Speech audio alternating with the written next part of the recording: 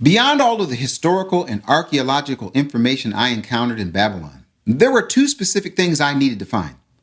I even darn near dragged the director of the entire site to help me locate these two important artifacts. When we found them, he agreed to do an on-camera explanation for us. Did you know that within the walls of Babylon that there are bricks that boast?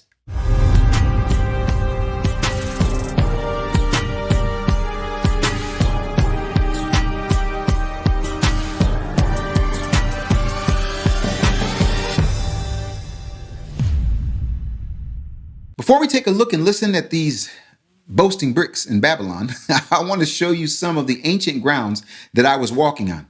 I always like to give a little perspective of where I am with my trusty camera. Where I was standing, I could see Saddam Hussein's palace on the distant hill. One really fascinating feature in Babylon is a labyrinth made with baked bricks that was built to slow down enemies approaching the palace grounds. Soldiers would get lost amongst the brick maze trying to find their way to the fight. I just couldn't help myself but to venture in to see what it would be like. The walls were tall enough that I could not see over them to get perspective on where I was heading. I felt like I was losing my sense of direction after only a few turns. What I noticed as I was meandering in the brick maze was that there was a mixture of really old bricks along with what looked like newer bricks built into the walls.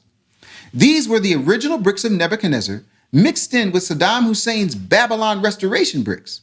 After just a short distance inside the maze, I realized I was losing my sense of direction, so I shut off the camera and finally found my way out of there. When I finally made it out of the maze, I entered the courtyard of one of the palaces with huge brick walls. I have to admit, this was an impressive building project. I was absolutely amazed to stand in front of a wall that had bricks from the time of Nebuchadnezzar at the lower half and bricks from the time of Saddam Hussein on the upper half. When I looked closer, I saw some ancient script on a bunch of the bricks scattered within the wall. This is when I grabbed the director of the Babylon archeological site and asked him to translate for us what the bricks were boasting about. This is original writing.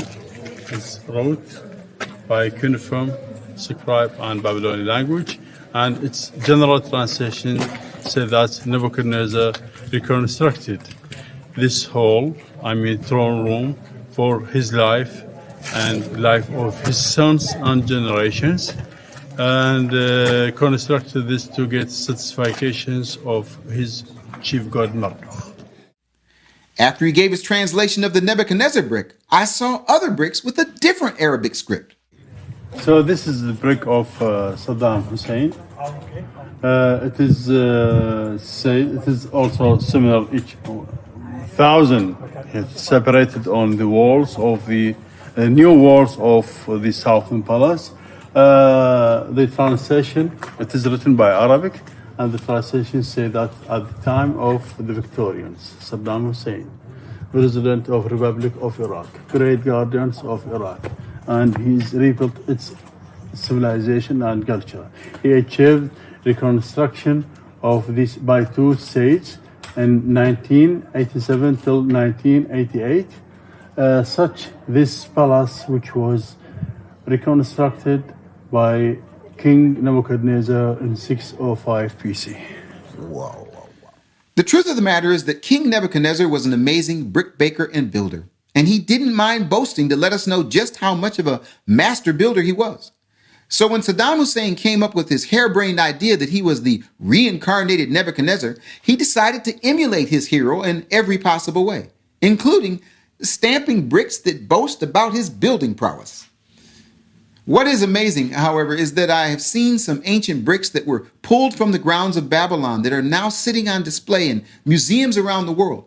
Here's a picture of a famous brick inside the British Museum I saw that had me mesmerized. It says, "Nebuchadnezzar, the eldest son of Nabopolassar, king of Babylon, am I." One of the builders even added his name Zabina on this brick. There's one more brick that boasts that was discovered in Babylon that is in the British Museum that I would like to read. It says, "I am Nebuchadnezzar, king of Babylon, the exalted prince, the favorite of the god Marduk, the beloved of the god Nabu, the arbiter, the possessor of wisdom who reverences their lordship, the untiring governor who is constantly anxious for the maintenance of the shrines of Babylonia, the wise, the pious, the son of Nabopolassar, king of Babylon. To Marduk, my lord, I make supplication. O eternal prince, lord of all being, guide in a straight path the king whom thou lovest and whose name thou hast proclaimed as was pleasing to thee. I am the prince, the favorite, the creature of thy land. Thou hast created me and entrusted me with dominion over all people. According to thy favor, Lord, which thou dost bestow on all people, cause me to love thy exalted lordship. Create in my heart the worship of your divinity and grant whatever is pleasing to thee because thou hast my life. By thy command, merciful Marduk, may the temple I have built endure for all time, and may I be satisfied with its splendor. In its midst may I attain old age, may I be sated with offspring.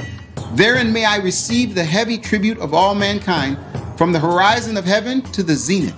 May I have no enemies. May my descendants live forever and ever and rule over the people. Surely it is this spirit of Nebuchadnezzar who built the golden statue that he demanded everyone to worship. I absolutely love the story in the book of Daniel about Shadrach, Meshach, and Abednego who said no. Let's just take 5 minutes to reacquaint ourselves with this epic Bible story. Do as they say. Will we ever return to Jerusalem? Jeremiah promised that one day we would. In the meantime, what do we do? Just bow our heads and serve this monster? I can't do it anymore. Think about our people, Azariah. As long as we're in the king's court, we can help them. Imprisoned or dead, we can't. Nebuchadnezzar destroyed God's temple, forced us into exile. My name is Azariah, he who is helped by God. Well, I call upon God to help me now. He'll kill you if you won't bow.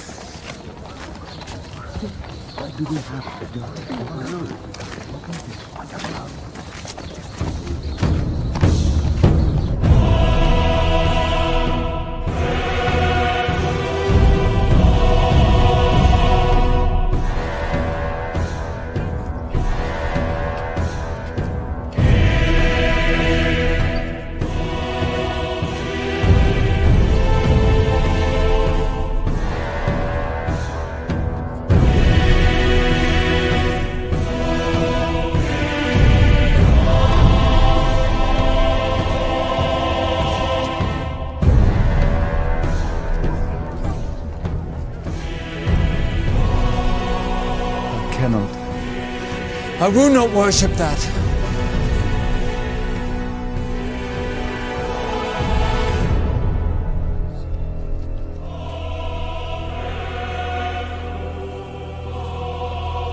No!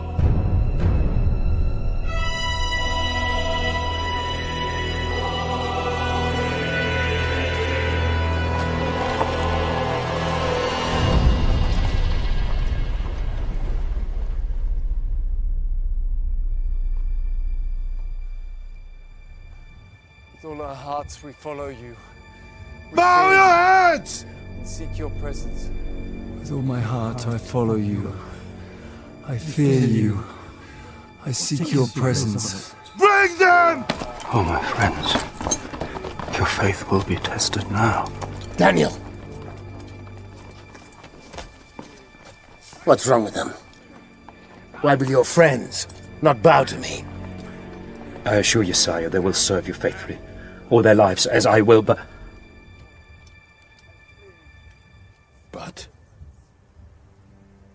But they will only worship God.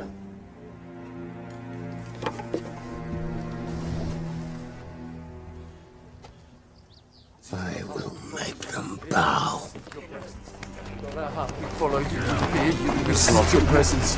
With all our heart we follow you. We seek your presence. When we wish to bend something that is hard and unyielding, what do we do with it? We put it into the fire. Majesty. Take him! Fear you, and we seek your presence. Burn them! Majesty, no! Burn them! What? No! Bring oil! Come! Fire! Bring me fire! Hear my cry. The cords of death entangle me. The anguish of the grave consumes me. Do not ignore my tears. I am overcome by sorrow. I call upon the name of the Lord. Lord, save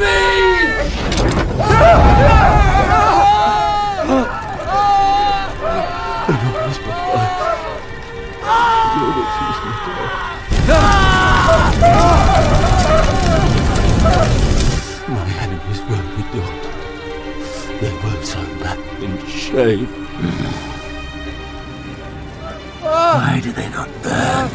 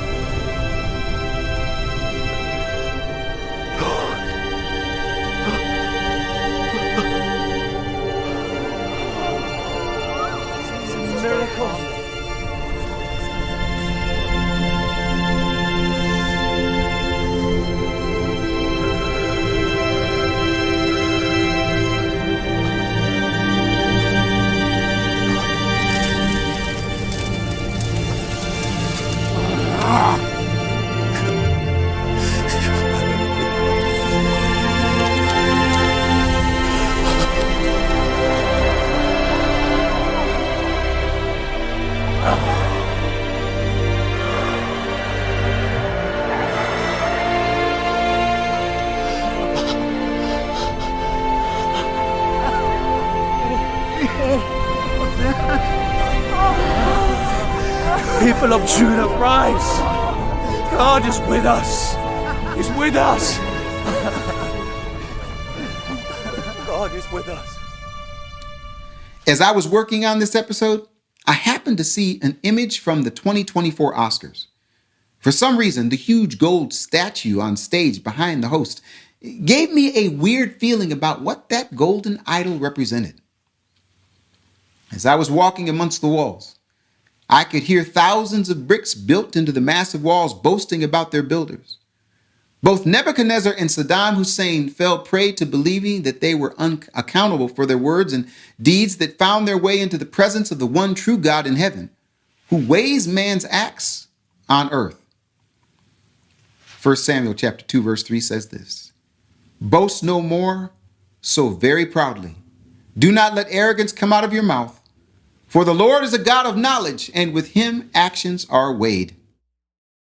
The longer I walked around ancient Babylon, the more biblical images came to mind. I still want to unpack a bit more while here, so the next episode is titled The Writing on the Wall.